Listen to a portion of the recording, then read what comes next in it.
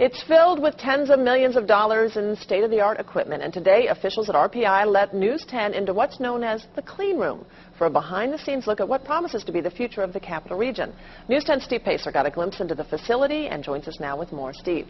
Well, Elisa, the Cleanroom is designed simply to support research and education at RPI, but before you even get inside, it's clear that what goes on in this room is anything but simple.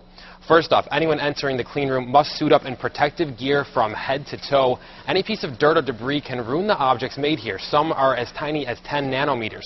To put that into perspective, a nanometer is 1/1000th of a meter. And we got a tour of several stations set up, including using ion beam and scanning electronic microscopes. There are about 50 faculty members researching in the Cleanroom, but much of the overall use is hands-on experience for students interested in science and engineering. We make sure that they understand the technology that they're working with, and we really try to make sure that they get the best possible results that they can get.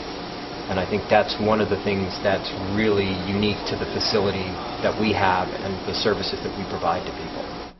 Those who head up the Cleanroom say a big part of its success is reaching out to the community. That includes to local businesses and even high school students. I'll have more on that part of the story coming up on News 10 at 5:30. Steve Pacer, News 10. Two types of lithography equipment in our clean room. There you go. On a tour of RPI's 6,000 square foot clean room. And we're ready to roll. If you can get past the complicated scientific explanations. We use a photoactive chemical. We put it on the wafer surface, and then we selectively expose it to a certain wavelength light. It's still hard to fathom what this work actually means. So think of it like developing a photo.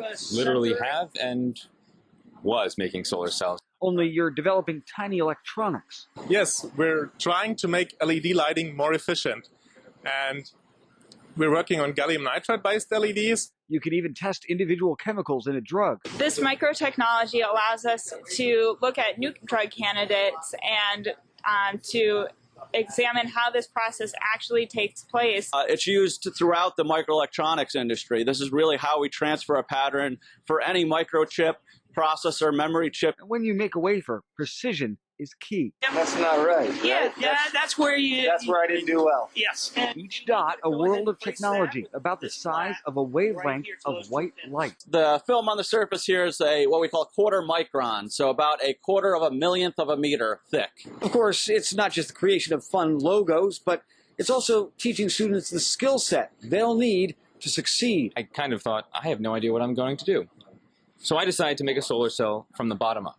An advanced lab preparing students for the next generation of local jobs, a big deal for the local economy. They master the tiniest in technology. In Troy, Steve Ferentz, YNN.